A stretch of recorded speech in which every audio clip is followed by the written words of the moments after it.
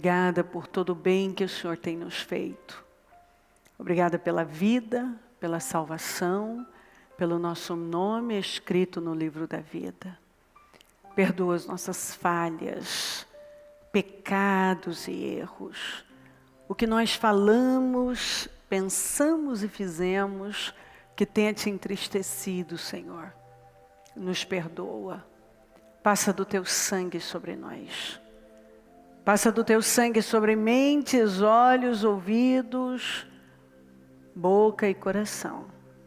Passa do teu sangue sobre a igreja, sobre o ministério, sobre o nosso povo, em todo lugar. Visita, Senhor, os lares, as famílias, visita cada templo, cada líder, e que a palavra seja pregada com temor e responsabilidade em todo lugar. Que nenhuma pessoa saia indiferente ao que vai ouvir. Que não seja mais uma reunião, porque não tem mais uma reunião. Tem o hoje, tem o agora, tem a oportunidade da nossa vida. Tem aquele portal que é aberto e aquela unção que é derramada para aquele dia. Tem aquela palavra que vai chegar e definir a vida da gente. Que vai derrubar vendas. Que vai trazer uma mudança de visão, de mentalidade. E eu me sinto tão agradecida e honrada em poder compreender essas coisas. E nunca me acostumar. E eu oro para que o Senhor me guarde, guarde todos nós. Que jamais venhamos a nos acostumar com o Senhor, com a Tua palavra. E aí, até nos afastarmos no coração. Às vezes até estamos em corpo, mas o coração já está longe, como diz Tua palavra. Nos guarda, Senhor, nos guarda, nos guarda. Nós dependemos tanto da fé. Quanto mais eu leio a Tua palavra, mais entendo o quanto é fundamental se relacionar com o Senhor seriamente e crescer nesse relacionamento dia após dia. Vem, Senhor, ao nosso encontro. E se manifesta aqui com grande, grande poder. Nós queremos crescer, nós não queremos sair daqui indiferentes, não, jamais. Eu quero, a começar por mim, eu quero impacto, eu quero ser impactada. Eu quero ver o que eu talvez não estou vendo. Eu quero entender, eu quero ver além. Eu quero o meu espírito mais forte a cada dia. Eu quero caminhar com a mente do Espírito. Eu quero, meu Deus, crescer na consciência do Espírito. Eu quero discernimento para ver o que só o espiritual pode ver. Eu quero uma visão, a visão de águia, que vê muito além, que vê, compreende, discerne o que ninguém está vendo e discernindo. Eu oro para que todos nós possamos viver assim e que sejamos cada dia mais influenciados pela Tua palavra, conduzidos pela Tua palavra, dirigidos por ela. Que cada pessoa seja cheia do Teu Espírito Santo. Não apenas cheia, mas que se mantenha cheia. Que não apenas te coloque em primeiro lugar, mas que te mantenha em primeiro lugar. Que tenha sede, Senhor, e fome. Uma fome insaciável pelo Senhor. E que não pare de crescer. mas que progrida dia após dia. Nós estamos aqui para irmos para um outro nível, Senhor. E eu oro, Espírito Santo, venha ao nosso encontro. Assuma o controle dessa reunião. Se manifesta aqui. Passa do teu sangue sobre nós. Passa do teu sangue sobre mentes e corações, sobre essa reunião, sobre esse templo. Queima cada um do alto da cabeça, planta dos pés. Eu quebro laços e armadilhas contra nós. Tudo que tem sido armado no mundo espiritual contra nós, nossas famílias, lares, a igreja, o nosso povo, eu quebro em nome de Jesus. Todo laço, toda armadilha, eu repreendo em nome de Jesus, todos os dardos inflamados do mal, eu repreendo em nome de Jesus. Quebro palavras contrárias, palavras malditas, sentimentos demoníacos, orações contrárias. Eu repreendo toda praga, eu quebro em nome de Jesus. Toda seta demoníaca eu repreendo em nome de Jesus. Toda fala maldita, todo espírito do inferno, nós repreendemos em nome de Jesus. Toda maldição nós quebramos em nome de Jesus. Toda fala negativa, eu repreendo, praguejadora, eu repreendo em nome de Jesus Cristo. Todo sentimento contrário, nós repreendemos em nome de Jesus. Espírito da inveja e da maldade, nós repreendemos em nome de Jesus. Todo peso, toda opressão, angústia, desânimo, nós ordenamos agora, saiam em nome de Jesus. O sangue de Jesus tem poder sobre nós. O sangue de Jesus nos garante a vitória. Há poder no sangue de Jesus Cristo. O sangue de Jesus tem poder sobre cada vida, cada mente, cada coração, sobre essa reunião, esse trabalho. Eu consagro tudo ao Senhor. Peço a tua presença, a tua direção, teus anjos aqui, e que o Senhor nos guie em tudo. E quando sairmos daqui, que possamos sair num padrão alto, com uma outra mentalidade, com um espírito renovado, prontos para viver, ó meu Pai, uma realidade também completamente diferente. Muito obrigada, Senhor. Muito obrigada por tudo que tem feito e por mais essa oportunidade maravilhosa. Te amamos e te agradecemos. Agora assuma o controle, Espírito Santo, porque a gente sabe que só tem sentido estar aqui se o Senhor estiver. Te amamos, amém. Amém, amém. Estão ligadas as nossas vitórias. Você pega o Espírito. Que Espírito é esse? Claro que é. Diga, eu bebo do Espírito, da palavra profética. Para 2020, em Deus faremos proezas e Ele pisará os nossos inimigos. Diga, eu creio nisso. Amém. Sentem-se por gentileza.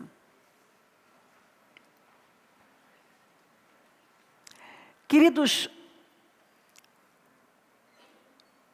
as mudanças, elas fazem parte da vida da gente. Um ser vivo, ele vai se destacar de um morto pela variedade de mudanças que vão ocorrer a todo instante, a todo tempo com ele. Se eu estou viva, então as mudanças estão acontecendo o tempo todo. E mudança para a vida. A mudança não é nossa inimiga, como muitas vezes eu vejo as pessoas tratarem. Muitas vezes eu vejo as pessoas tratarem mudança como inimiga. Mas ela não é. Ao contrário, ela é a nossa companheira. Nós precisamos de mudança. Nada nessa vida pode se desenvolver sem mudanças. Absolutamente nada. E, na verdade, se a gente vê aqui, eu vou lendo para você daqui a pouco, as pessoas que param no tempo, e tem muita gente parada no tempo, lamentavelmente, é porque em algum momento ela não quis enfrentar aquilo que ela tinha que enfrentar, e ela parou lá. E nós não podemos ter esse medo de mudar. Isso não pode acontecer, o medo de mudar, porque a mudança é a imutável lei do progresso. A mudança é a imutável lei do progresso. Se você quer progresso, você precisa estar aberta às mudanças. Se você não está aberto às mudanças, você não vai ter progresso. Existe essa lei do progresso. É uma lei que, para eu progredir, eu preciso estar aberta às mudanças. Estar à disposição das mudanças. Eu não posso ter medo das mudanças. Eu tenho que lembrar que se uma pessoa, ela não pode mudar de visão, de opinião, de ideia, nada pode mudar. Não tem como, assim, não pode mudar nada. Se você não tem essa disposição de trabalhar as mudanças que são necessárias, aceitar a renovação,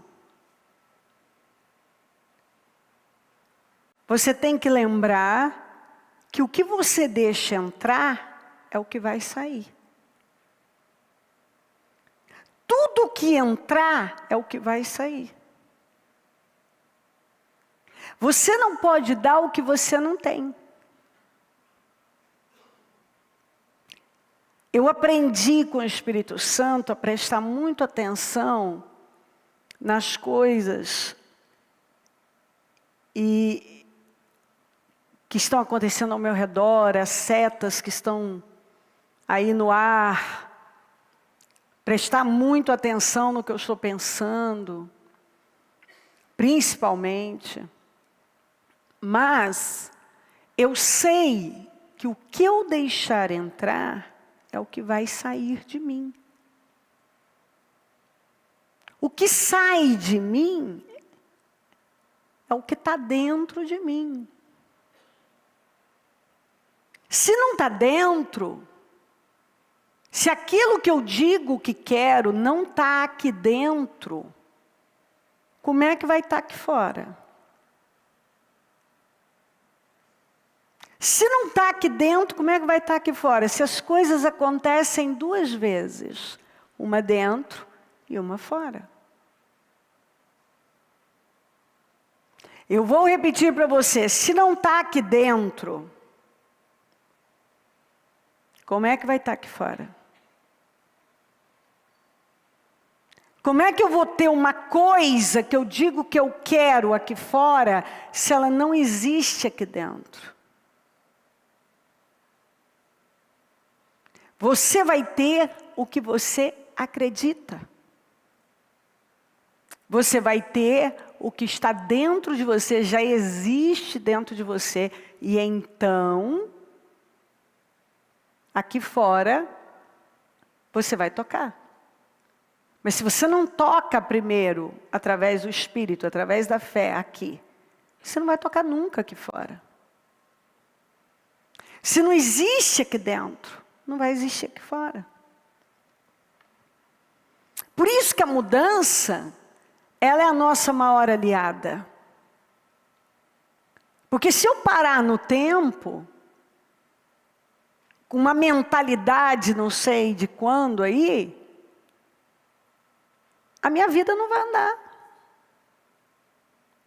Se a minha mentalidade para, se eu parei, e eu tenho uma visão, uma cabeça, uma opinião, e eu carrego isso, e não dou lugar ao crescimento que está sendo oferecido,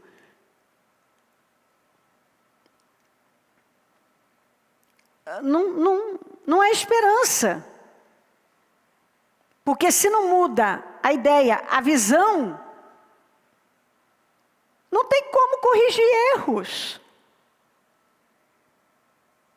Por que algumas pessoas estão sempre caindo nos mesmos erros? Porque elas pensam da mesma maneira. Elas têm a mesma ideia, a mesma visão. Como é que ela vai corrigir uma coisa que não está dentro dela? Quem está entendendo o que eu estou dizendo? Como é que você vai corrigir um negócio que não está dentro de você? Você não tem como corrigir um erro se a sua cabeça não mudar. Se você continuar pensando com aquela mesma cabeça, você vai continuar resolvendo os problemas da mesma maneira que sempre resolveu. Você vai continuar tendo as reações que sempre teve.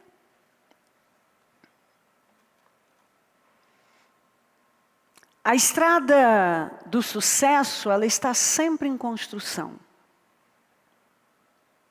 Sempre. Até porque a gente sabe que uma coisa que funcionou bem lá atrás, nem sempre vai funcionar mais bem aqui. Eu tenho coisas na minha vida que até lá atrás funcionaram, mas não funcionam mais para esse tempo, para esse padrão que eu já adquiri. Então eu posso até ter tido algum sucesso com aquela decisão, com aquela atitude lá atrás. Mas muitas vezes o sucesso lá de trás pode ser o fracasso de hoje, porque aquilo funcionou para aquele tempo, não funciona mais para cá. E a gente precisa permitir essa construção, esse crescimento, essa evolução.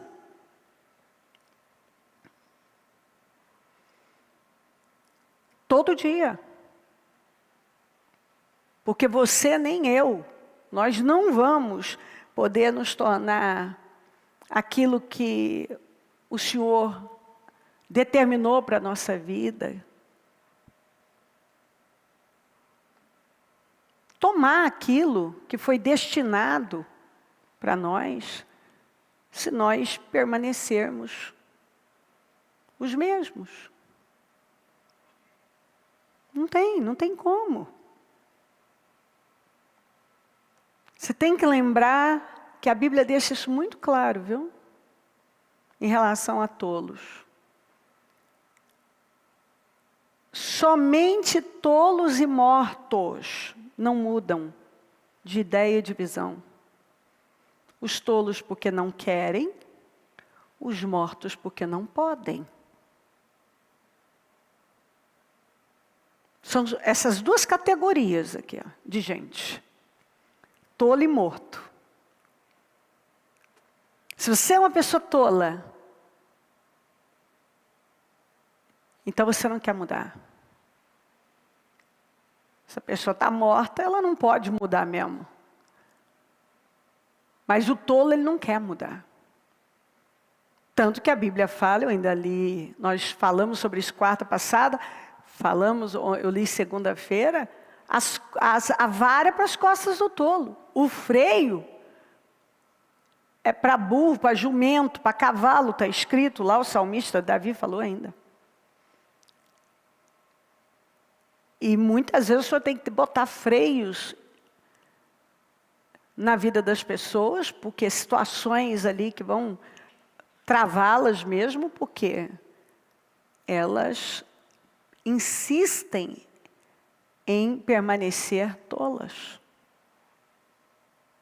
Somente os tolos e os mortos não mudam. De opinião, de ideia, de visão. E exatamente os tolos porque não querem. Quando dói, para. Fica esperando um momento favorável para agir. Esse momento não existe. Então nunca age da maneira certa. E fica, muitas vezes, ali achando que alguma coisa vai mudar sem que ele tenha que mudar. Não, minha vida vai mudar. Fazendo a mesma coisa. É uma tolice, é uma loucura. Eu estou fazendo a mesma coisa, mas minha vida vai mudar. Não, eu vou ter um resultado. Eu vou ter um resultado diferente. Fazendo a mesma coisa. Não, você não vai. Se nada mudar, nada mudará. Quantas coisas você viu que mudaram somente o ano passado, 2019? Seria bom você depois parar e tentar trazer ali a consciência, a memória, as coisas que você tem consciência que mudaram. Só o ano passado. Estou falando nem 2018, 2017, não. Estou falando de 2019. Porque ainda que você não aceite a mudança, tudo está mudando o tempo todo. Nada está igual, inclusive você. Eu já fiz até um culto sobre isso. As células, tudo muda, tudo.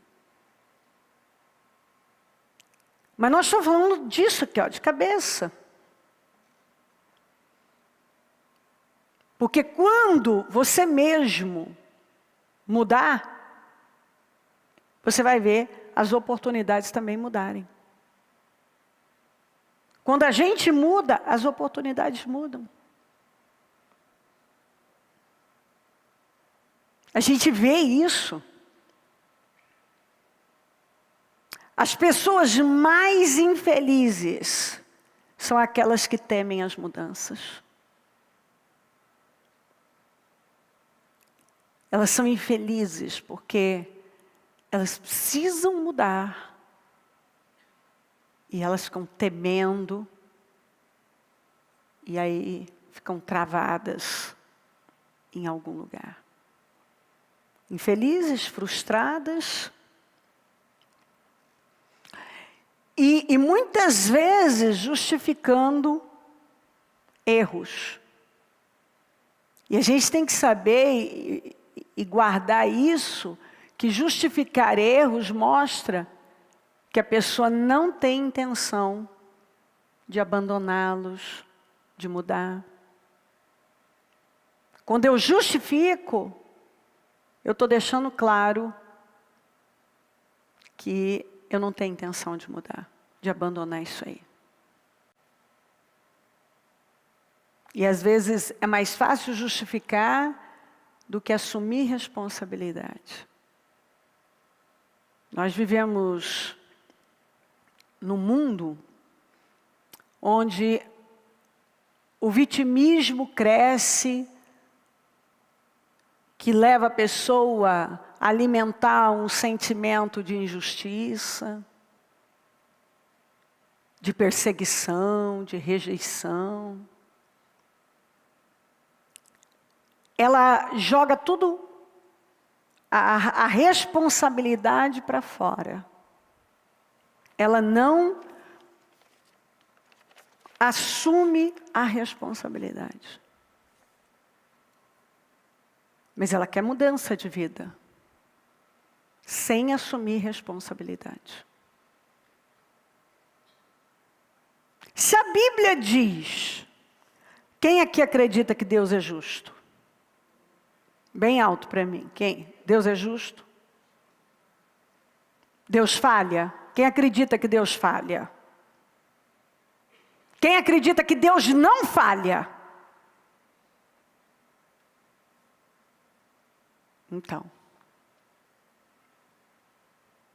Então assim, se eu acredito que Deus é justo, e que Deus não falha,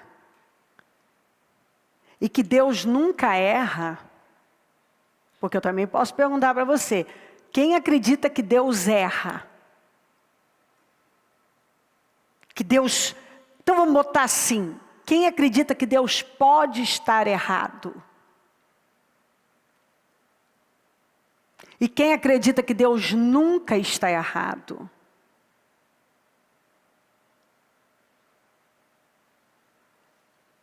Então, é claro. Você já respondeu a todas as perguntas que você poderia fazer. Todas. Sem ficar uma de fora. Deus faz acepção de pessoas? Deus não faz. Deus não é injusto. Deus não faz acepção de pessoas. Então o problema nunca está nele. A balança de Deus é justíssima. Deus nunca vai dar mais para um do que para o outro do nada. Por isso que no reino de Deus não tem a tão defendida por esse humanismo satânico que tem nesse mundo, a chamada igualdade. Não existe. Porque se você planta mais, você vai colher mais. Deus não é comunista. Deus não é comunista. Se você planta o que é certo e você planta mais, o que está escrito? Quem muito planta, muito colhe. Se você planta pouco, você colhe pouco. Você vai colher de acordo com o que você plantou. Outra coisa, se Deus fosse, se chororô, sofrimento, lamentações, murmurações, movessem Deus, você acha mesmo, com tanto sofrimento que tem no mundo, tudo não estaria resolvido? Por que que não está? Porque o que mais tem é sofrimento em tudo quanto é lugar aí. E sempre tem alguém sofrendo mais. Porque Deus não responde necessidade, Deus responde fé.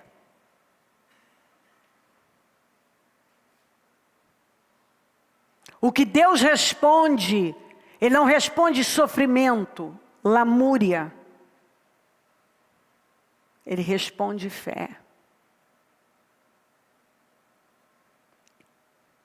Deus responde fé. E o justo viverá da fé. E se ele recuar, o Senhor não tem prazer nele. Então, você dizer, olha o meu sofrimento. Deus quer ver a sua fé. A sua fé. Nós acabamos de cantar que o auxílio do homem é vão.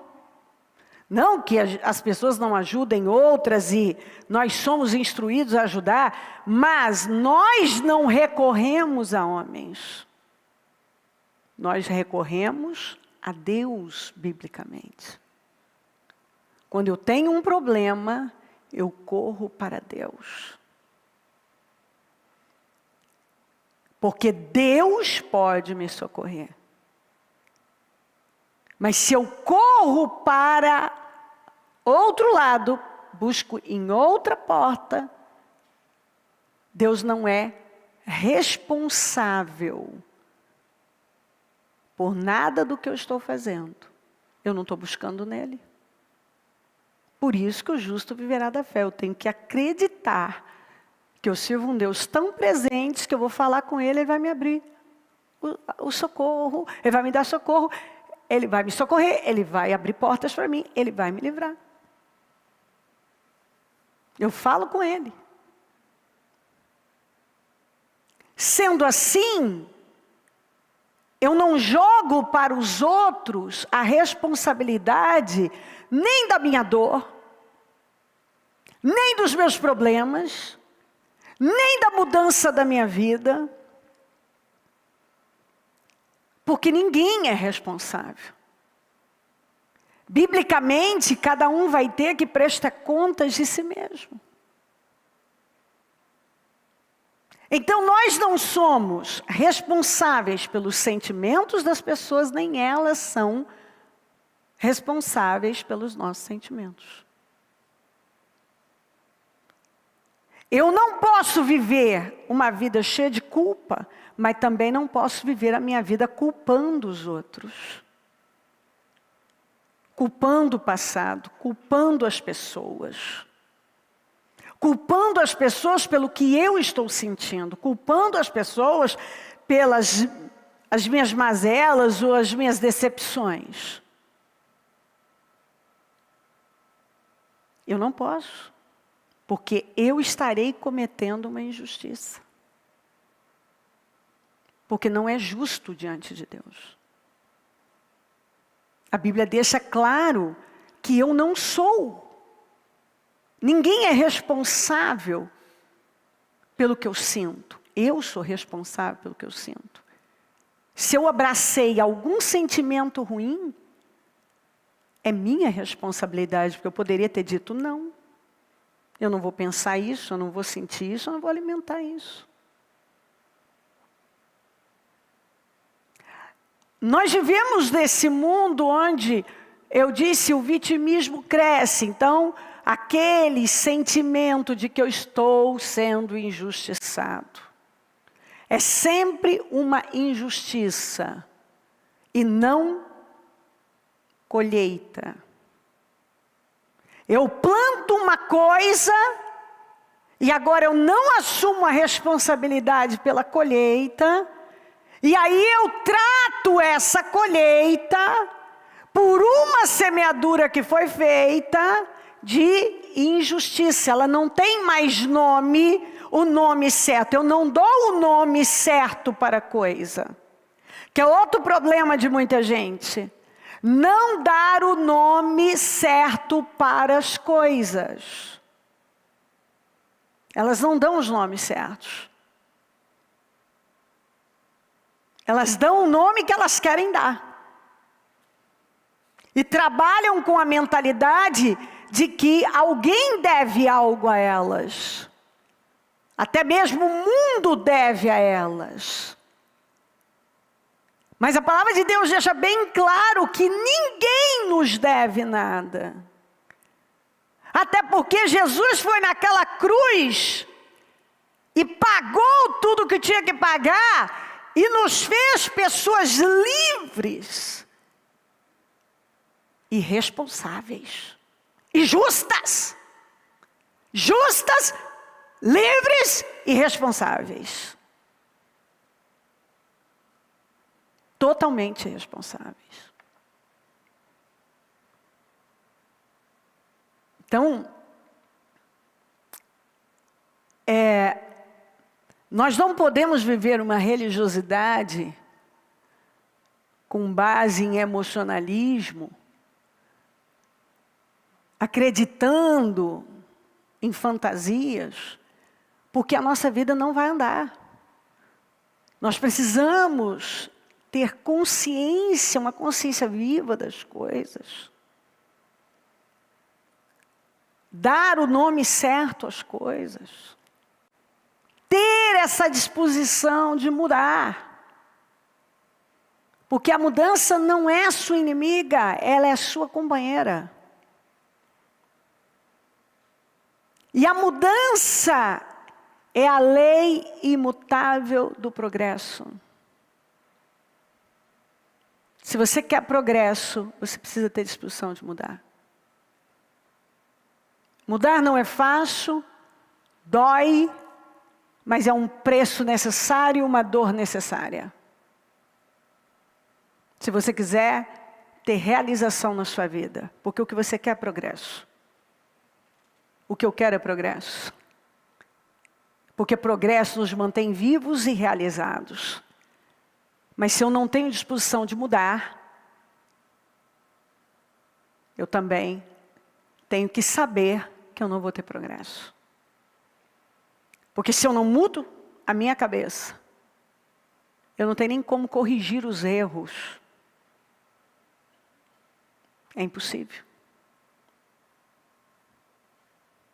O que eu deixo entrar, e eu não quero que você esqueça. O que você deixar entrar é o que vai sair de você. Por isso que eu falo para você e falei agora. Eu me preocupo, eu vou ajudar todas as pessoas, mas eu não vou me cercar de pessoas que podem me levar para um padrão baixo. E quando eu falo padrão baixo, um padrão emocional, fraco, que a palavra de Deus condena. Então, você tem que ser cauteloso no que você ouve, com o que você ouve, com o que você assiste.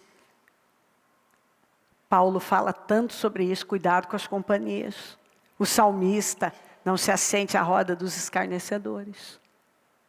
Porque você vai acabar imitando a conduta. E aí o que você deixa entrar é o que vai sair. O que você está deixando entrar? Palavra, por que as pessoas que me mandam tantas mensagens e que falam para mim, bispo, eu te ouço assim até... Eu fico ouvindo a palavra sem parar, minha mente mudou, meu espírito mudou, minha vida mudou, meus amigos mudaram, porque eu agora não quero mais me relacionar com as pessoas que eu estava me relacionando. Tudo, meu estilo de vida mudou. Por quê? Porque o que está entrando é o que está saindo. O que entra é o que vai sair de você. Não tem como sair. Se você só deixou entrar coisa ruim, como é que vai sair coisa boa? Se a pessoa só deixa entrar o que não é bom, como é que vai sair alguma coisa boa? Não tem como. Porque é o que está lá dentro. Se não está aqui, não vai estar aqui fora. Se eu quero algo grande, esse grande tem que estar aqui dentro. Senão vai estar aqui fora. A Bíblia diz em Gálatas 5, foi para a liberdade que Cristo nos libertou. Portanto, permaneçam firmes. Permanecer firme. Tem que permanecer firme. E não se deixem submeter novamente a um jugo de escravidão. Você está livre, não volta a ser escravo. Você estava livre, como é que você pode voltar agora, deliberadamente, para a escravidão? Estai, pois, firmes na liberdade. Firmeza nessa liberdade com que Cristo nos libertou, e não torneis a meter-vos debaixo do jugo da servidão. Você foi feito livre por Cristo, e aí vai se meter em situações que vão te escravizar, pensar bobagens, alimentar sentimentos que vão te amargurar, te derrotar, se envolver com coisas, sei lá o quê, que vai te colocar numa condição de escravidão. A pessoa se mete num jugo de escravidão. O pecado nos escraviza, más escolhas nos escraviza. Ouviu gente que não tem o Espírito de Deus, vai nos colocar em escravidão. E buscar socorro no lugar errado, vai te colocar debaixo do jugo da escravidão. Pois tudo que foi escrito no passado, foi escrito para nos ensinar. Então, Paulo disse, ó gente, tudo não vai descartar o que foi escrito, não. Tudo que foi escrito lá no passado, a história de Israel, tudo, foi escrito para nos ensinar. Então, você precisa ir lá, ler e aprender com eles. De forma que por meio da perseverança e do bom ânimo, procedentes da onde? Das Escrituras. É através da palavra que eu mudo, que eu persevero, que eu tenho ânimo. Mantenhamos nossa esperança, continue tendo esperança, esperando, confiando, crendo. Então, eu quero mostrar para você o que é não mudar o padrão, não corrigir erros. Se você não muda, você nem consegue corrigir erros. Você não tem progresso. Se anda um pouquinho para frente, está caindo de novo. Mais um pouquinho para lá, vai um pouquinho, volta, está no mesmo problema. Neemias disse uma coisa que ele assim, num versículo, ele foi preciso, cirúrgico, ao falar da história de Israel. Num versículo. Mas tão logo voltavam a ter paz, de novo, faziam o que tu reprovas. Gente, era impressionante, Neemias estava dizendo. Tão logo vocês se livravam dos problemas, estavam em paz, abençoados, vocês voltavam a fazer o que o Senhor reprova. Então tu os abandonavas às mãos dos seus inimigos, para que dominassem sobre eles. E quando novamente clamavam a ti, novamente,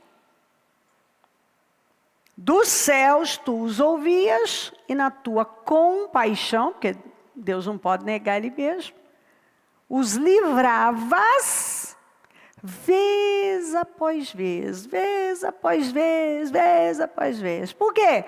Porque quando eles estavam bem, eles voltavam para o mesmo lugar.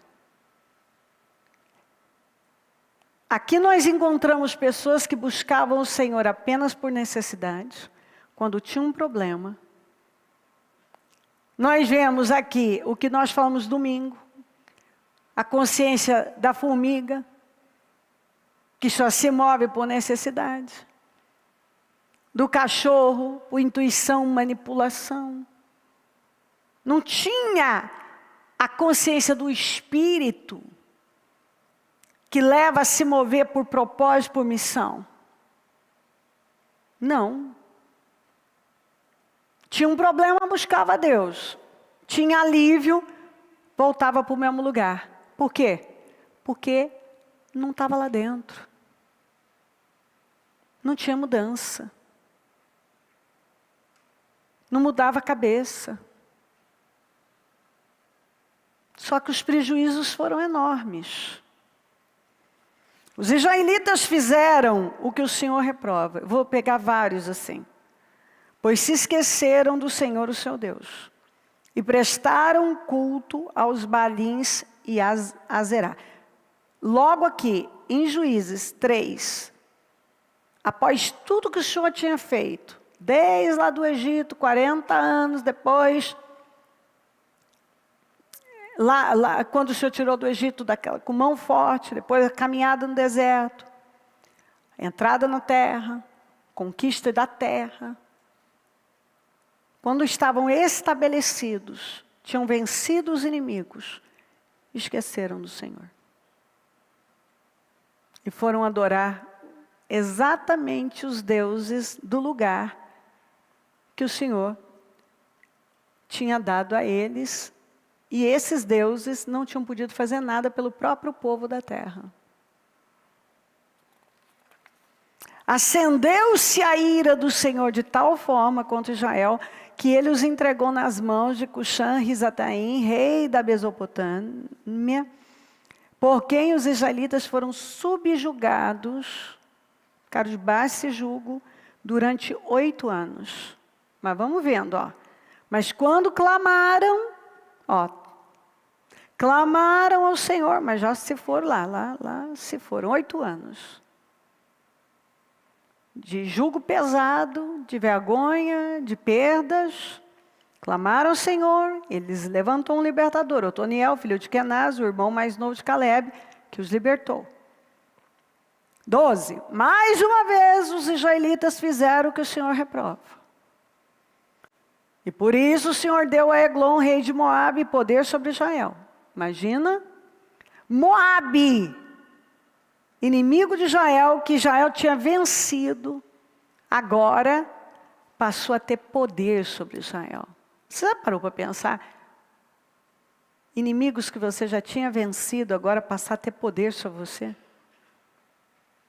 Problemas que você já tinha vencido, agora voltam a ter poder sobre você, exatamente porque você, no momento de paz, relaxou espiritualmente, voltou para o mesmo lugar e fez as mesmas escolhas de sempre. Conseguindo uma aliança com os amonitas e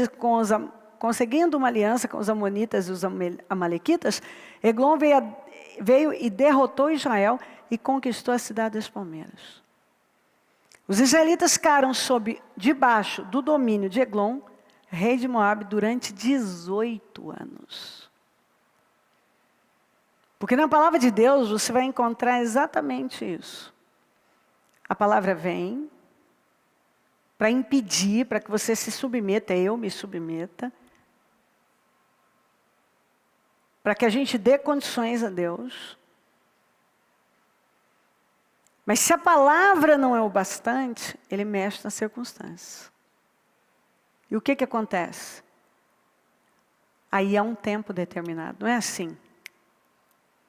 Foram 8 anos lá, agora mais 18, debaixo de um jugo pesado de um inimigo que eles já tinham vencido.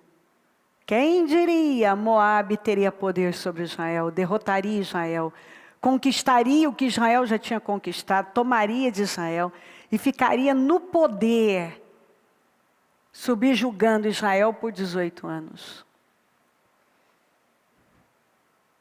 Quem diria, né? Às vezes a gente olha e diz assim, quem diria, essa pessoa foi tão vitoriosa, olha lá o que está vivendo, meu Deus do céu, que burrice. Olha, por que faz uma coisa dessa com a vida? Eu que estou na jornada há muito tempo, quantas vezes eu olhei e pensei, Jesus, por que uma pessoa faz isso com a vida? Por isso que Jesus fala, vigiai, olhai, vigiai, preste atenção. Não se distraia. Em toda a palavra de Deus tem esse princípio, ó, o foco, não olha para a direita, não olha para a esquerda, não olha para trás, olha para o autor e consumador da sua fé. Cuida dos seus pensamentos, vigia, cuida da sua vida espiritual, que é a parte mais importante da sua vida. Quando o espiritual vai bem, todo o resto vai caminhar bem. Novamente os israelitas clamaram ao Senhor. Tem um problema, né? Vamos clamar. Que lhes deu um libertador chamado Eude, homem canhoto, filho de do benjamita Gera. Enfim. Depois de Eude veio Sangar, filho de Anate, que matou 600 filisteus com uma aguilhada de bois. Ele também libertou Israel. Se ele libertou porque Israel estava debaixo do jugo. Depois da morte de Eude, mais uma vez, os israelitas fizeram o que o Senhor reprova. Assim o Senhor os entregou nas mãos de Jabim, rei de Canaã, que reinava em Razor.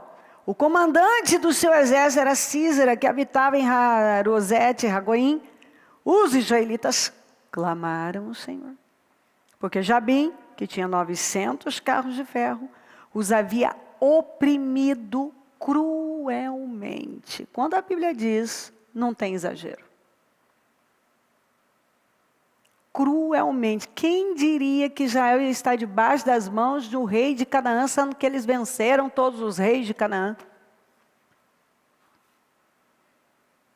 Olha o caminho de volta. Israel tinha derrotado os reis de Canaã, e agora os reis de Canaã começam a derrotar Israel. Sabe quando a pessoa foi longe, aí ela começa a fazer o caminho de volta? Foi longe. Ela já tinha andado tanto. E aí ela começa a retroceder, retroceder, retroceder. E os resultados também começam a retroceder. Débora, uma profetisa, mulher de Lapidote, liderava Israel naquela época. E Deus usou exatamente uma mulher para essa grande vitória, que ela convocou Baraque, enfim.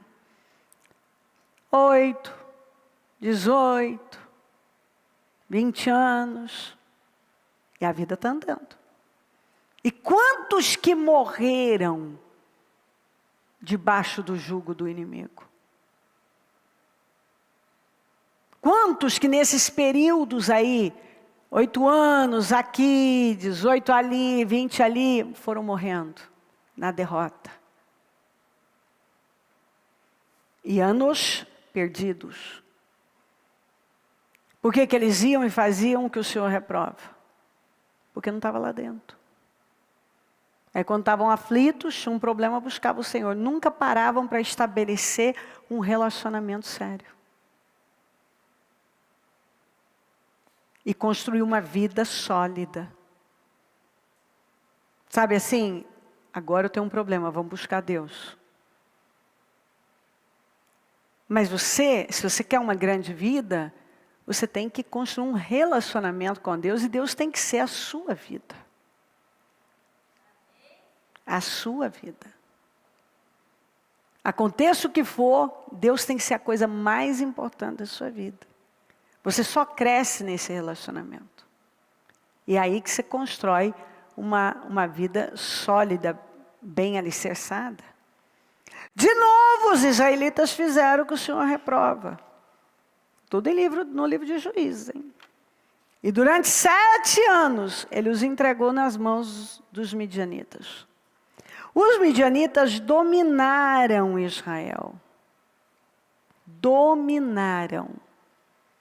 Imagina Midian tendo total poder sobre Israel. Dominando, o inimigo tendo total poder. Você vê que só muda o nome do problema, né? Sai de um problema, entra no outro problema, só muda de nome. Mas no fim das contas, é jugo, é escravidão, é opressão. Eram oprimidos, dominados, derrotados, por conta da condição espiritual. Os midianitas dominaram Israel, e por isso os israelitas fizeram para si esconderijos nas montanhas, nas cavernas e nas fortalezas. Isso para mim é uma humilhação sem tamanho. A nação que chegou a ser a nação mais poderosa, mais rica do mundo, que ouviu do Senhor, Deuteronômio 28, vocês estarão sempre por cabeça, nunca por cauda, sempre por cima, nunca por baixo. Se vocês obedecerem os meus mandamentos, todas essas bênçãos, e eram bênçãos incríveis, medita em Deuteronômio 28. Bênçãos estrondosas vão acompanhar vocês. A nação que teve lá no alto, cabeça, a vitrine do mundo. Porque Deus levantou Israel para ser a vitrine do mundo. Israel só envergonhou. Foi adorar exatamente os deuses da terra que o Senhor tinha dado. Que Ele falou, não faça. Deus nos levantou exatamente para isso, para sermos sal, luz, vitrine. A Bíblia fala representantes, embaixadores. Nós fomos levantados para a glória de Deus. Para que a nossa vida glorifique a Deus.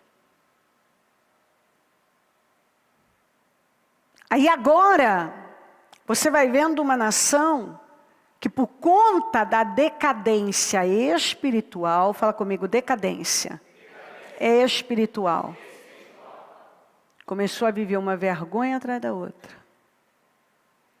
Quando começou a decair espiritualmente, foi decaindo materialmente, prestígio e tudo mais.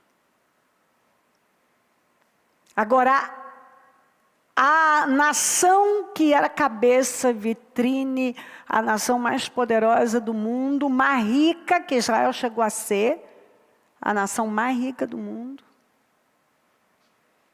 escondida em buracos, correndo em busca de buracos para se esconder. Quantas vezes eu vejo gente vivendo assim, se escondendo, de tantos problemas que tem, fica se escondendo, não quer atender, não quer ver, fica fugindo. Por conta de escolhas fora de Deus.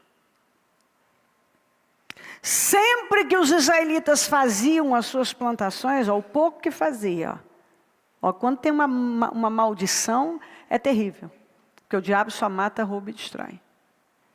Sempre que os israelitas faziam as suas plantações, os midianitas, os amalequitas e outros povos da região a leste deles as invadiam. Acampavam na terra e destruíam as plantações. É isso que o diabo faz. O pouco que você consegue, ele vem e consome. Ao longo de todo o caminho até Gaza, e não deixavam nada vivo em Israel. Porque é isso que o inimigo faz. Ele mata, rouba e destrói. Quando a bênção do Senhor está sobre nós, porque nós desviamos o nosso foco, a nossa atenção, as nossas escolhas foram fora de Deus. O inimigo agora começa a consumir. Você até conquista alguma coisa, ele leva tudo. É um roubo atrás do outro. Nem ovelhas, nem gado, nem jumentos. Eles subiam, trazendo os seus animais e suas tendas, e vinham como enxames de gafanhotos. Era impossível contar os homens e os seus camelos. Era muita pressão. Invadiam a terra para devastá-la. Esse era o intuito, devastar Israel. Por causa de Midian, por causa daquele inimigo devastador, que observe que o foco desse inimigo era minar e levar Israel à miséria. Então ele consumia tudo para impedir a prosperidade de Israel. Então, por causa de Midian, por causa desse inimigo, Israel empobreceu tanto que os israelitas clamaram por socorro ao Senhor. Quando eles viram o tamanho da miséria, e esperaram, hein? Aí eles foram buscar a Deus. Miséria. Eles foram assim para o fundo do poço. Para o pó.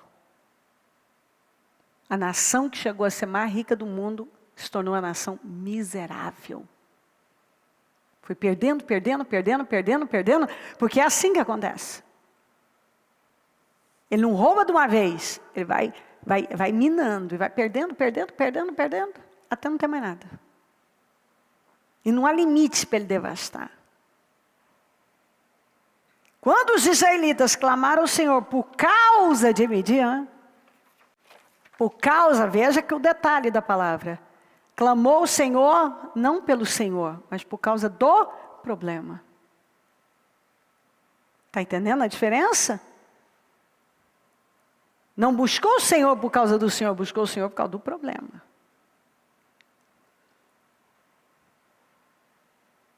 Por causa do problema. Porque esse já era um hábito maligno. Buscar só quando tinha um problema e não estabelecer um relacionamento sólido. É por isso que era assim. Sobe e desce. Agora desce muito. Ele lhes enviou um profeta e disse, assim diz o Senhor. O Deus de Israel, tirei vocês do Egito, da terra da escravidão. Eu tirei vocês da escravidão, lá do Egito, quando vocês eram escravos. Eu os livrei do poder do Egito, que era grande, porque na época o Egito era a maior nação do mundo, a mais poderosa e a mais rica. E você sabe que da noite para o dia foi Israel que passou a ser o mais rico, porque o Senhor fez com que Israel despojasse o Egito.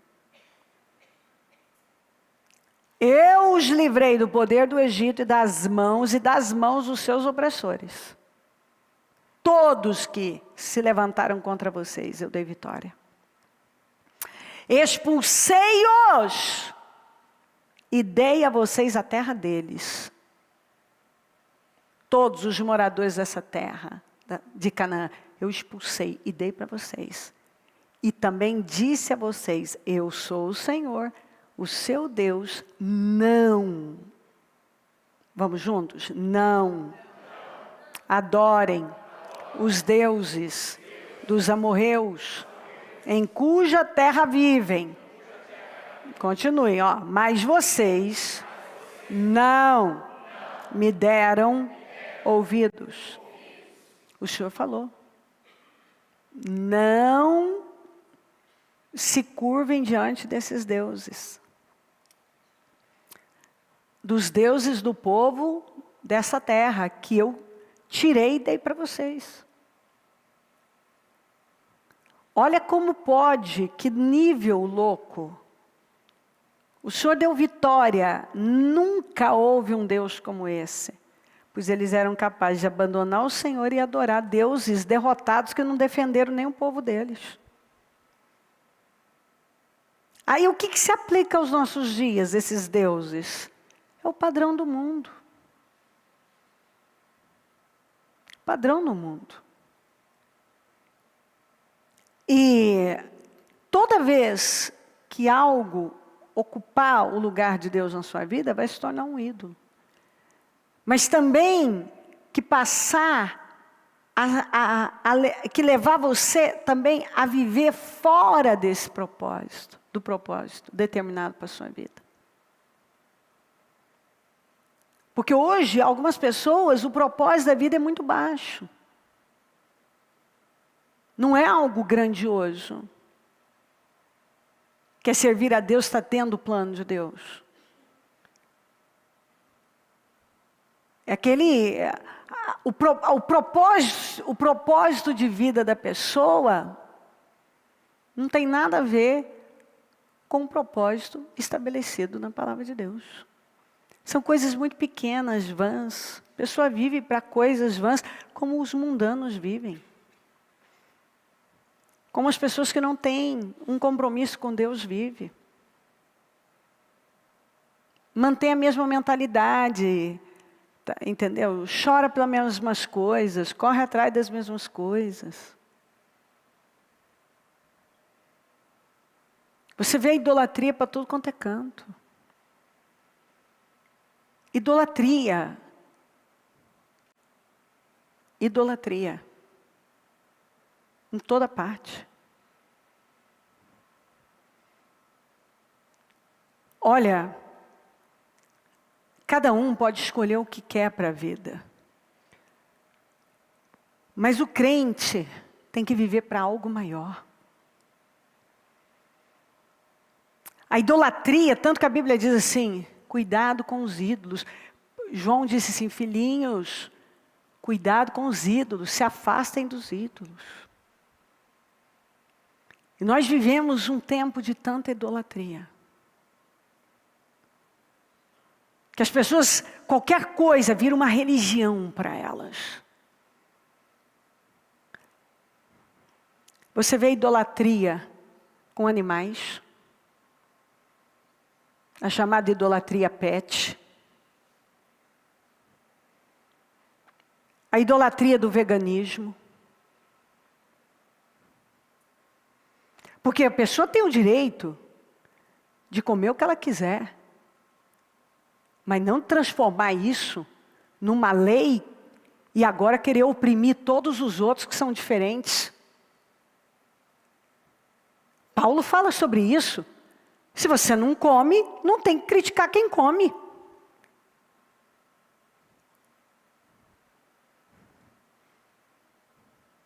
Se você come, não tem que criticar quem não come. Está tão claro isso na palavra de Deus. Mas transformam como uma religião, como uma lei. E aí vamos atacar.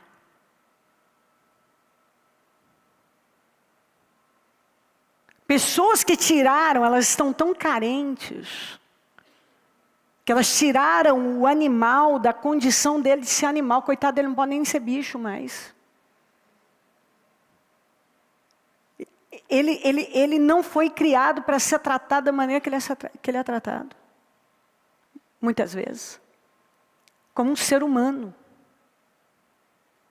Deus nos criou para amar uns aos outros. E aí a pessoa se fere com as pessoas. E ela põe um bicho no lugar. E transforma aquilo numa idolatria.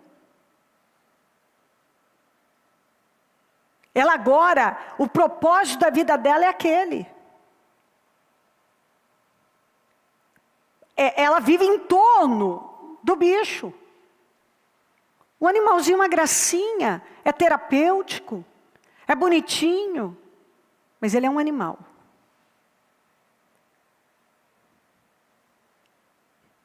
Ele não pode fazer, ele não pode ser o meu propósito. Quem está entendendo o que eu estou dizendo?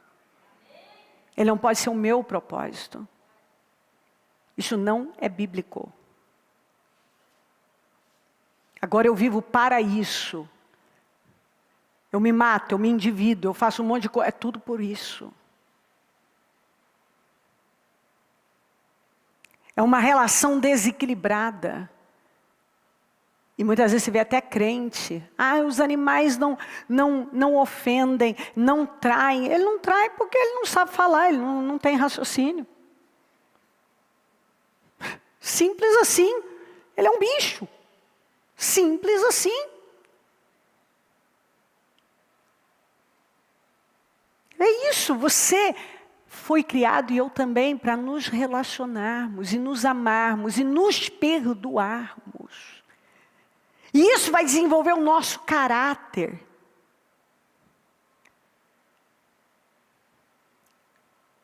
Então, é tanta idolatria.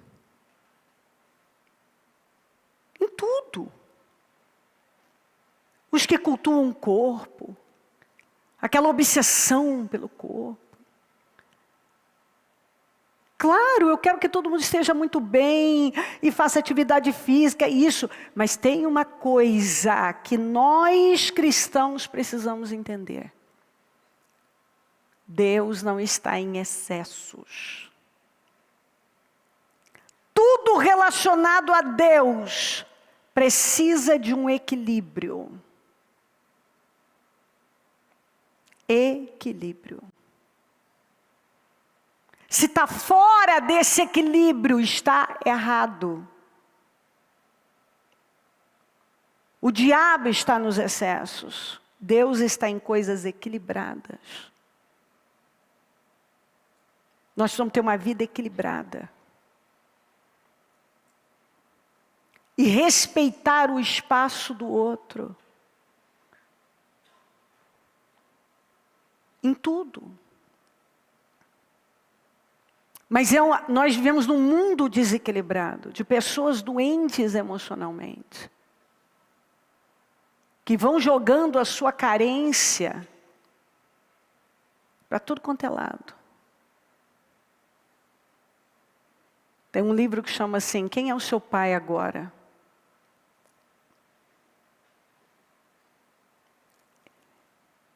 A falta, as dificuldades que a pessoa teve, especialmente com o pai. Dentro do relacionamento, dentro do seio familiar. Faz com que ela agora saia e busque um pai. Então ela tenta, de todas as maneiras, suprir aquilo, sendo diferente, tentando fazer igual o Isaú, chateado com o pai, ouviu que o pai não queria que ele pegasse mulher cananeia, ele foi lá e pegou mais duas.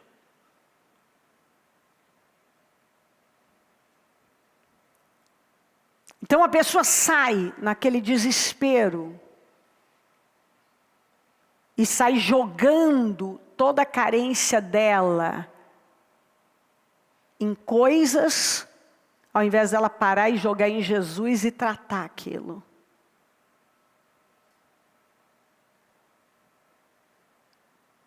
Tem a história de um rapaz que teve um problema sério com o pai, e aí ele, para provocar o pai, que não queria que ele fizesse tatuagem, ele foi fazendo.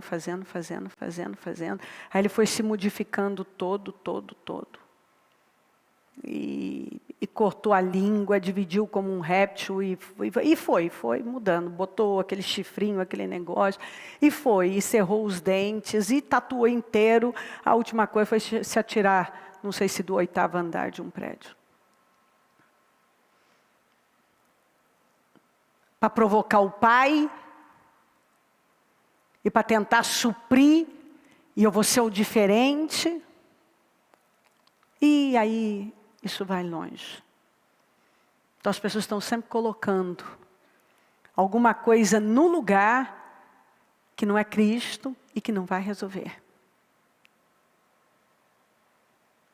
E aí elas vivem com um propósito que não vai alimentá-las. É um propósito baixo, fora daquele propósito estabelecido por Deus para a vida de uma pessoa, para ela ser feliz e realizada.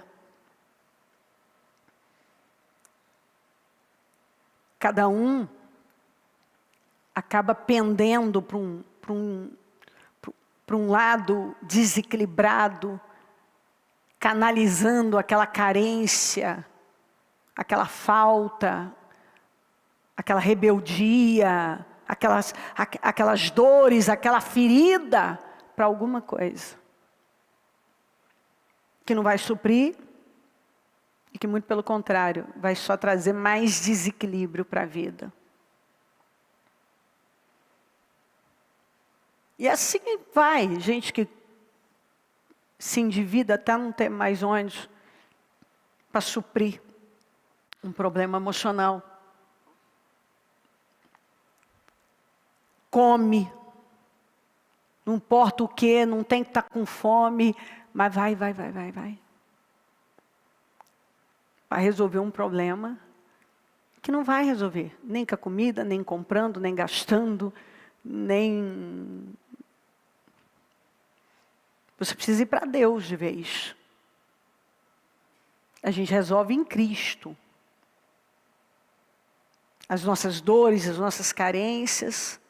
E aí nós começamos a colocar ídolos na nossa vida. Ídolos. Quantas pessoas que têm ídolos? Né? Elas transformam um animal em ídolo. O animal morre, elas caem de cama também, quero morrer.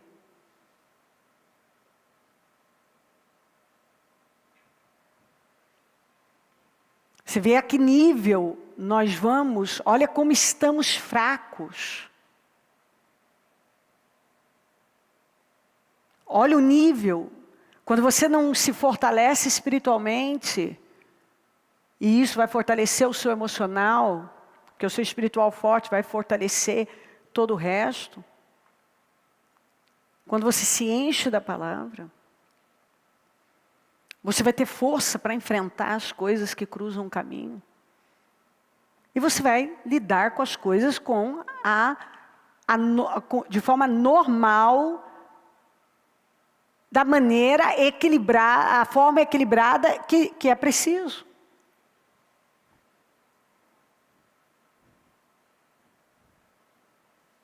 Quando você está fraco espiritualmente, você tende a cada dia, a carência você vai jogando. Cada um para uma direção. Idolatrias. A pessoa coloca coisas no lugar de Deus. Um propósito diferente do que Deus determinou para a vida dele.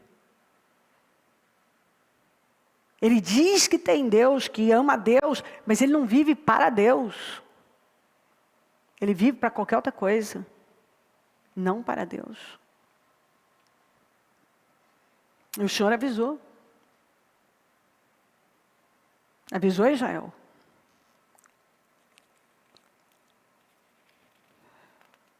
Ele lhes enviou o profeta e também... eu os livrei do poder do Egito, das mãos de todos os seus opressores, expulsei-os e dei a vocês a terra deles.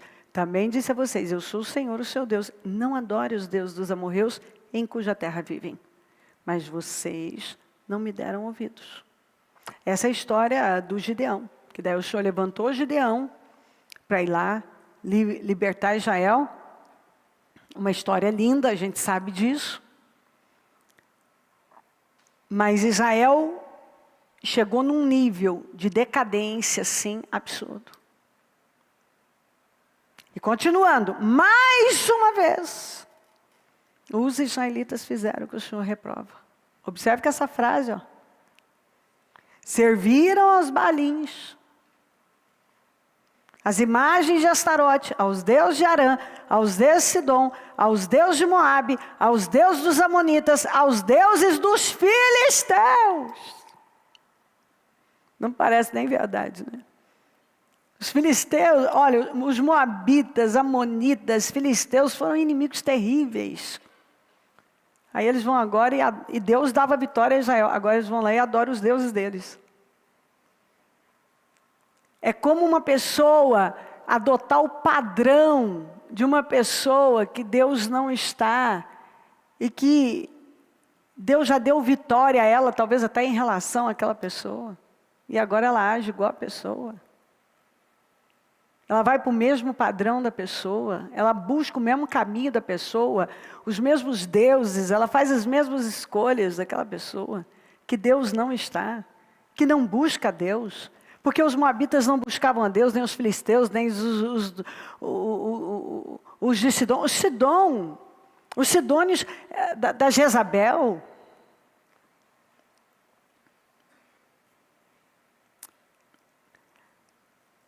E como os israelitas abandonaram o Senhor, e não mais lhe prestaram culto, abandonaram, olha a expressão, e não cultuavam mais o Senhor. E cultuar não é só você vir nesse culto, aqui, nessa reunião. É da hora que você levanta até a hora que você vai dormir, o tempo todo. O culto a Deus é servir a Deus, é viver para Deus. É adorar a Deus com a sua própria vida.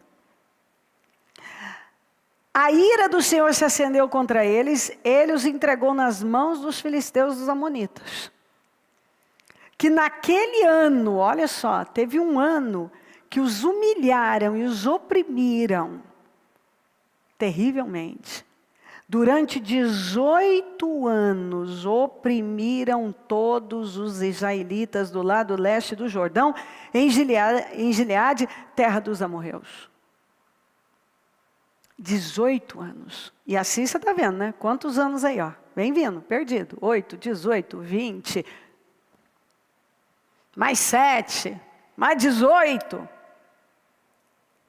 Os amorreus também atravessaram o Jordão para lutar contra Judá, contra Benjamim, contra a tribo de Efraim, e grande angústia dominou Israel.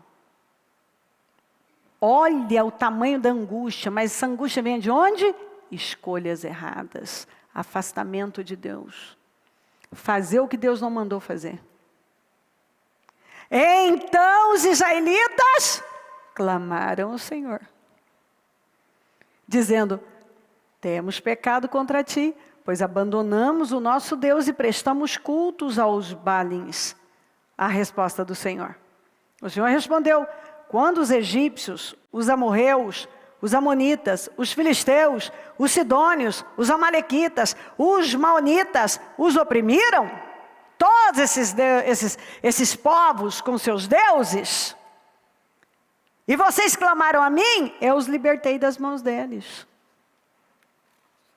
Mas vocês me abandonaram e prestaram culto a outros deuses, aos deuses deles, que não puderam nem fazer nada por eles. Por isso, não os livrarei mais. Olha o que Deus falou para eles: clamem aos deuses que vocês escolheram, que eles os livrem na hora do aperto.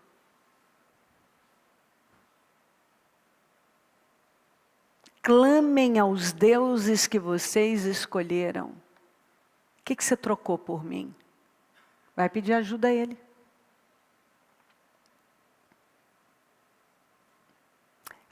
Vocês trocaram, vocês me trocaram por eles, né? Agora vai lá pedir a eles. Vai ver o que eles podem fazer por vocês. Quando você não busca Deus, vai buscar qualquer outra coisa, vai ver se essa coisa pode te ajudar. Quando você deixa de priorizar Deus e prioriza aquela coisa, depois vai lá pedir ajuda para essa coisa. Quando você deixa Deus de lado por causa de alguma coisa, depois vai lá ver se essa coisa pode socorrer. E eu vejo isso acontecer, hein? Eu vejo isso acontecer. Gente que deixa de estar na reunião por causa de alguma coisa.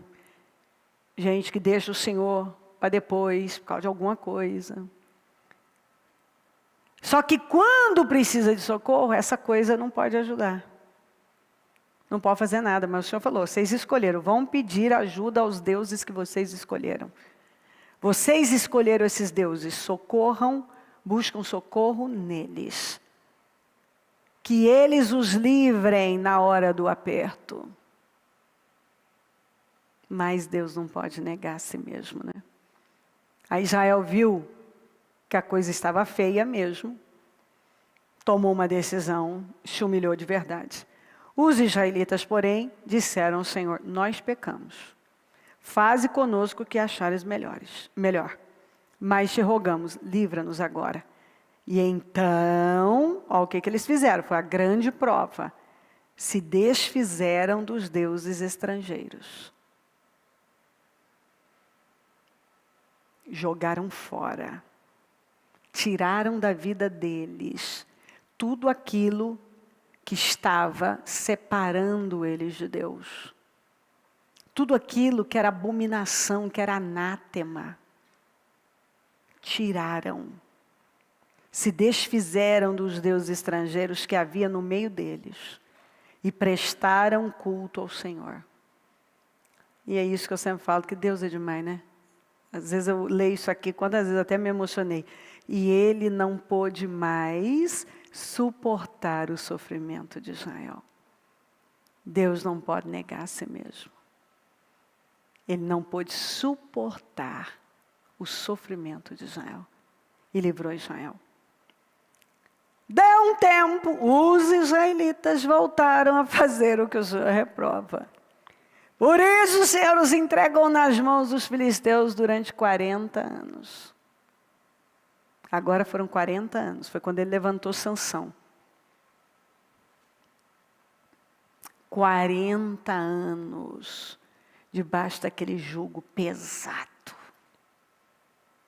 Uma vida inteira. Só perdas, perdas, perdas. Mais anos perdidos, mais perdas. Naquela época não havia rei em Israel e cada um fazia o que lhe parecia certo. Esse é o grande problema no tempo dos juízes. Cada um fazia o que dava na cabeça. Por isso que você lê tanta bagunça, toda vez que você lê, encontrar lá, cada um fazia o que lhe parecia certo, você só vai encontrar bagunça. Porque todas as vidas bagunçadas são aquelas que fazem o que dá na cabeça. Toda vida bagunçada é aquela que faz o que dá na cabeça. Deu na cabeça dela. Ela não é, ou seja, ela não é dirigida por Deus, ela é dirigida por todas essas influências que tem aí. Aí Deus, ela vai e faz. Ela acha que é certo. Não é o que é certo em Deus, ela acha que é certo, ela acha que vai funcionar. E ela vai e faz. Olha a vida dessas pessoas. Uma bagunça. Porque se você faz da sua cabeça o que você acha que é certo, sua vida vai ser uma bagunça. Você quer uma vida arrumada? Faz o que é certo. O que é certo? Ser dirigido por Deus. O que está ali. Isso é assim, assim. Não é, não é. E aí você paga o preço. Você confia. Porque o justo vai viver pela fé. Quando Moisés terminou de recitar todas essas palavras a todo Israel, disse-lhes, guardem. Moisés falou a palavra, igual estou eu aqui. Agora ele disse, guardem no coração todas as palavras que hoje declarei a vocês solenemente. Para que ordenem aos seus filhos, vocês precisam pegar tudo isso que eu ensinei, guardar no coração e agora passar para os filhos. Ordene aos seus filhos que obedeçam fielmente todas as palavras dessa lei. Vamos juntos? Elas não são palavras inúteis. São a sua vida. Elas não são palavras inúteis. É a sua salvação. Isso aqui é a sua vida. Vida é vida. Porque a Bíblia não fala de uma vida... A vida que o Senhor fala não é essa vida de respiração. O coração que o Senhor fala não é a bomba de sangue. Mas é a sede dos pensamentos, sentimentos, emoções, vontades. Sua vida, essa vida bem construída, depende dessas palavras, dessas direções. Por meio delas, da palavra, vocês viverão muito tempo na terra da qual tomarão posse do outro lado do Jordão. Eu amo isso aqui. Por meio da palavra, se você seguir a palavra, você vai ter vida longa, próspera, cuidada, bem-sucedida. Não vai ter erro. Vai ser uma vida bem construída. E ele ainda fala, no Deuteronômio 7, se vocês obedecerem a essas ordenanças, as guardarem e as cumprirem, então o Senhor, se você for obediente a tudo que você está aprendendo, o Senhor, o seu Deus, manterá com vocês a aliança. Lembra que nós estamos falando? Aliança. O Senhor fez uma aliança com o seu povo e ela é inquebrável. A promessa falha? A promessa não falha. A Bíblia fala, o escritor aos Hebreus fala que a promessa não falhou. O problema é que Israel não misturou com a fé a palavra que recebeu. Esse foi o grande problema. A Israel, a promessa falhou porque o grupo original morreu no deserto? Não. Deus nunca falha. E para cada promessa tem um sim e um amém. Israel falhou, Deus nunca falhou. Israel não misturou com a fé. Porque tudo que você recebe, você tem que misturar com a fé. Você recebe a palavra, você tem que misturar com a fé. Porque se você está aqui e não mistura com a fé o que você está recebendo, se você não crê, não há esperança. Eu iniciei falando, tem que estar aqui. Se não está aqui, não está aqui. Você não vai ter nada que você não acredita. Deus, eu estou sofrendo. Eu não respondo sofrimento, eu respondo fé. Eu não vou responder necessidade, eu respondo fé. Tudo é possível que crê. Se creres, verás a glória de Deus. É fé. O justo viverá da fé. Eu creio no que eu estou aprendendo. Agora, se eu não deixo as mudanças acontecerem, aqui, renovação mental. A mente é a porta do coração. Entra, tem que descer e ser guardado aqui, no coração. E quando se fala guardar a palavra no coração, está falando que agora, esse coração que não é a bomba de sangue, mas é a sede das suas emoções, das suas vontades. Então agora é a palavra que dirige a sua vida. E não suas emoções e sua vontade. Está entendendo? Segunda, eu ainda falei que enquanto Pedro amou mais a vida dele do que o Senhor, ele fez sempre aquilo que ele queria. E ele achava que ele estava prontíssimo, ele achava que ele era uma pessoa que ele não era. E que ele estava pronto para morrer. Quando ele passou pela prensa de azeite, pela pressão, veio à tona a verdade. Porque aquilo não existia dentro dele.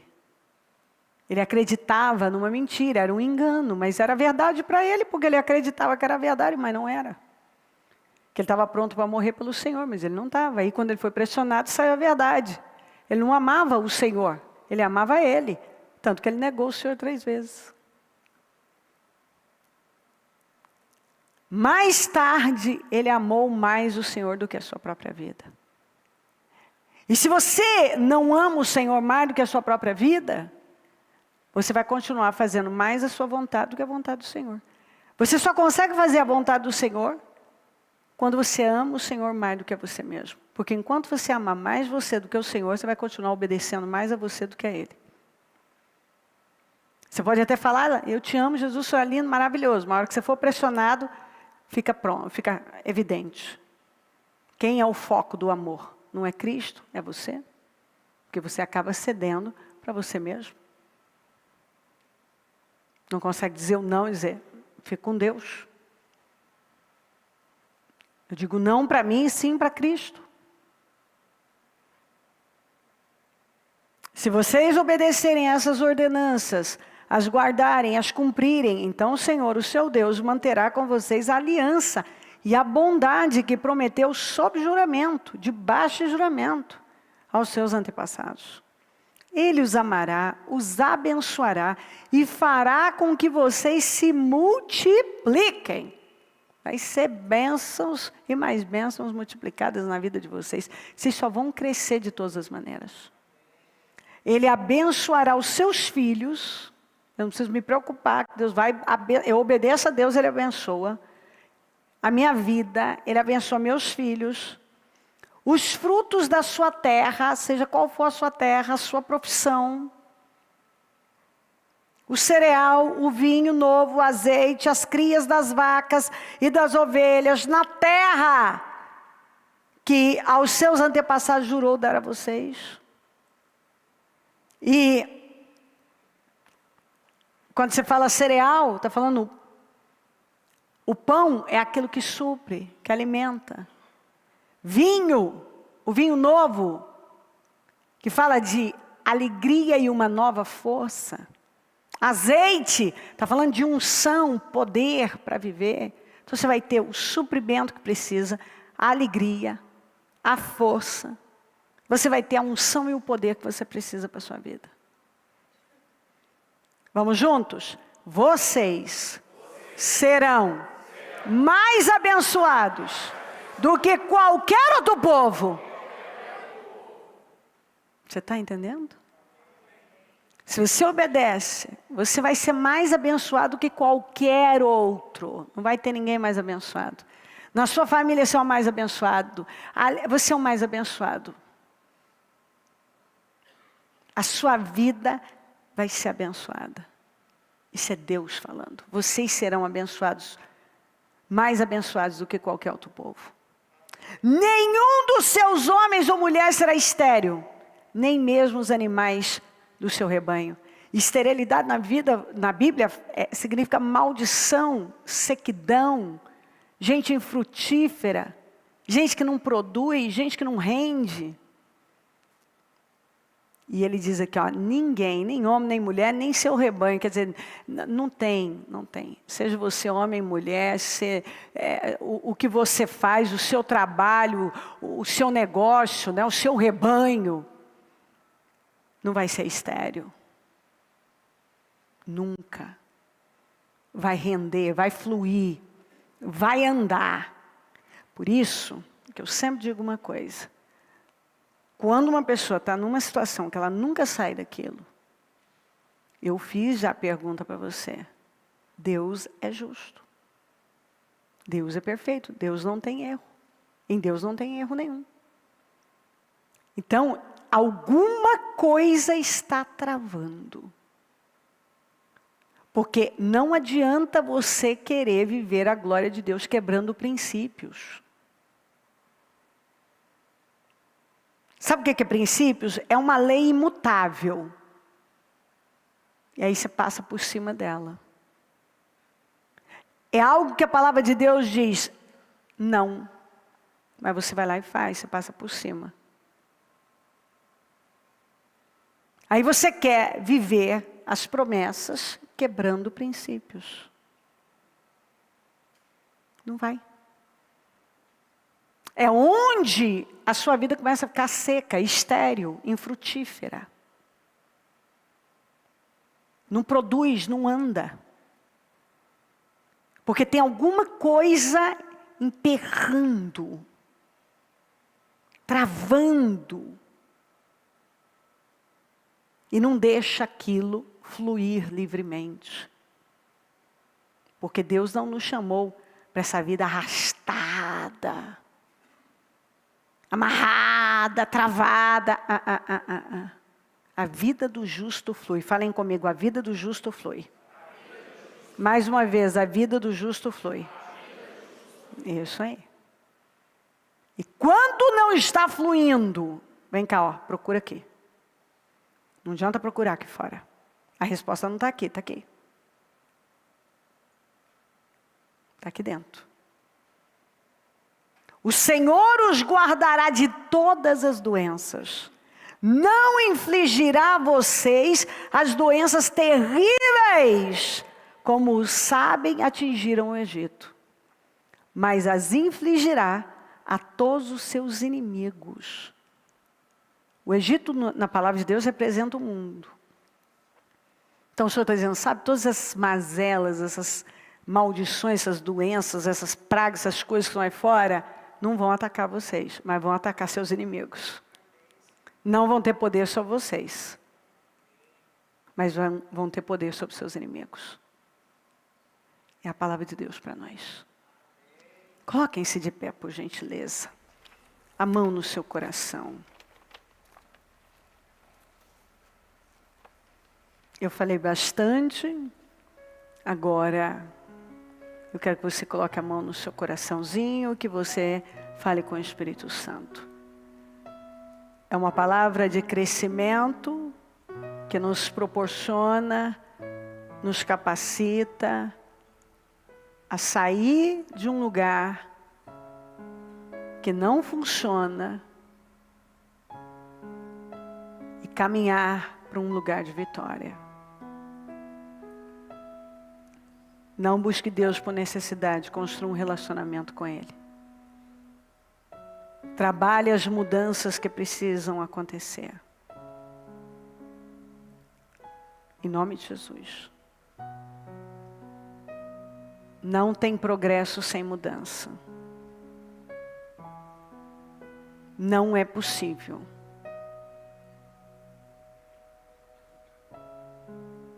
Eu não posso viver com a minha vida espiritual bagunçada e achar que eu vou construir uma grande vida. Não, eu vou viver desse jeito.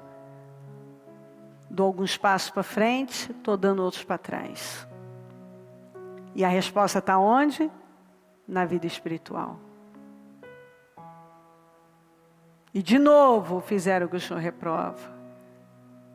E de novo fizeram o que o Senhor reprova. Você vê que eu li isso para você várias vezes. E de novo fizeram o que o Senhor reprova. Eles não sabiam? Sabiam.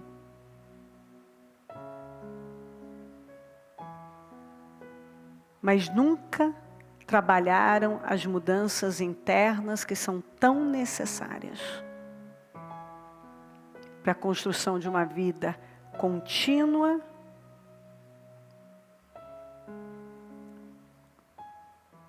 e sólida. Vamos falar com o Espírito Santo. Eu quero a ajuda do Senhor, meu Pai. É tempo de voltar. Estamos em 2020. O ano em que nós temos a promessa de fazer proezas. E Ele pisará os nossos inimigos. Mas as coisas não acontecem com o estalar de Deus. Elas acontecem com decisões. Com mudança de fé. Mudança de espírito. Mudança de visão.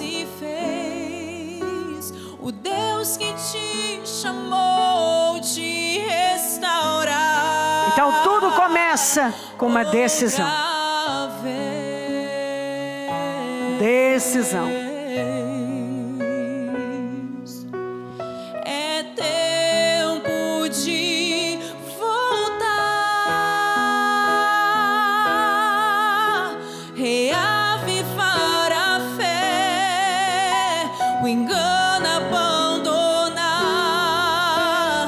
e reconstruir a ponte que rompeu, escolhas que se fez. É tempo de mudanças. O Deus que te chamou. Mudanças precisam acontecer para que nós possamos desfrutar do progresso. Às vezes eu vejo pessoas que têm a dificuldade de mudar e trabalham de todas as maneiras para manter as coisas da mesma maneira, no mesmo lugar, e impedir as mudanças. É lamentável. Porque tudo está mudando. Se você olhar para 2019, vai poder lembrar de um monte de coisas que já mudaram. De lá para cá.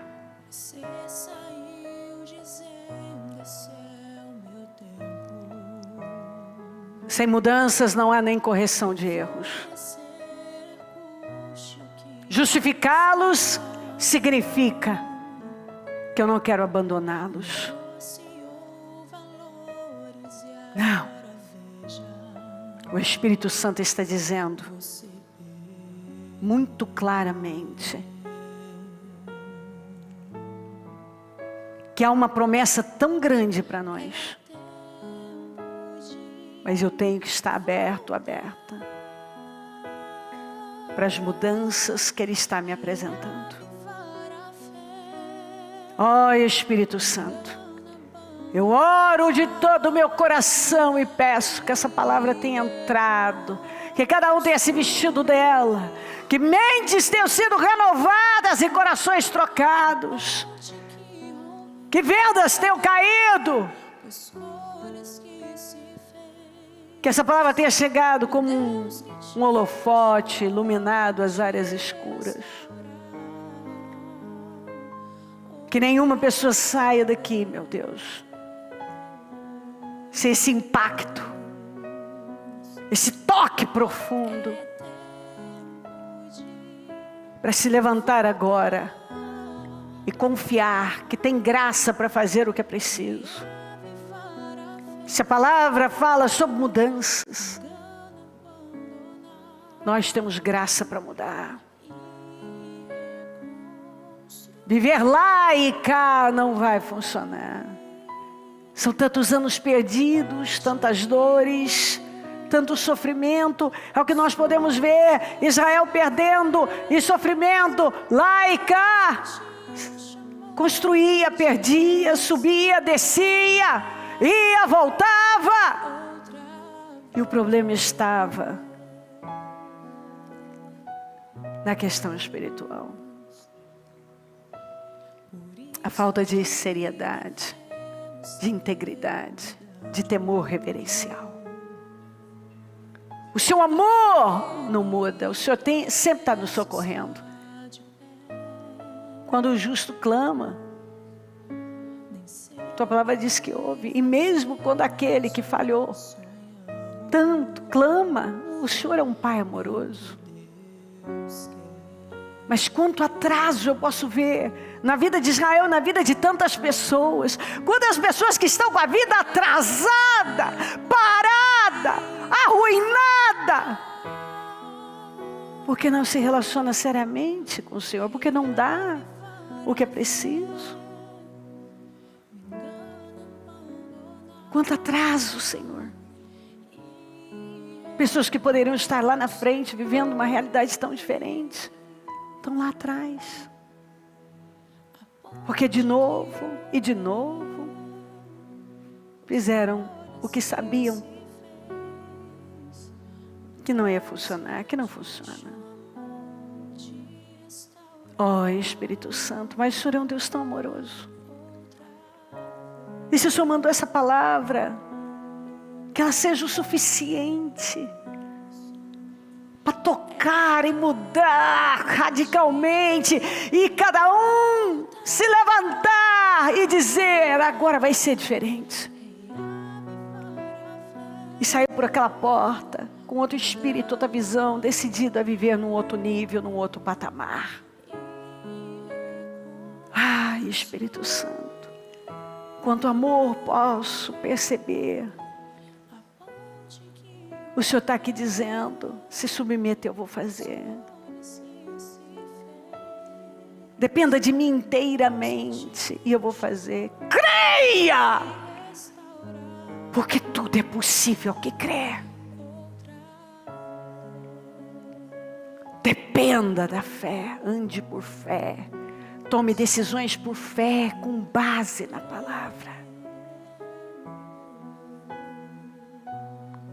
Toca profundamente, Espírito Santo, e faça uma grande obra, e que possamos colher os frutos maravilhosos desta reunião. Continue falando, revelando, tocando, e que todos tenham um progresso maravilhoso, porque progresso é maravilhoso, porque o Senhor nos chamou para andarmos de fé em fé, de favor em favor, de força em força, de glória em glória. Não de glória e derrota, derrota e um pouquinho de glória, não. Não nos chamou para hoje estarmos na fé, amanhã na incredulidade, hoje na fé, amanhã na dúvida, não. Para andarmos de fé em fé, contínuos. E eu profetizo uma mudança que hoje é radical na vida de cada um. E tudo que estava impedindo essas mudanças caiam por terra. Todas as travas e embaraços saiam em nome de Jesus. Eu profetizo um povo livre de todas as amarras, em nome de Jesus. De toda a cegueira, em nome de Jesus. De todo domínio maligno, eu ordeno libertação. e que nenhum mais volte ao jugo da escravidão, mas que viva livre, porque nós fomos feitos livres para a tua glória. Obrigada, Deus. Muito obrigada, Espírito Santo. Eu peço a tua bênção, toma conta e faz o que ninguém pode fazer. Que um fluir aconteça de agora em diante, que tudo flua. Em nome de Jesus. Amém. Amém, amém.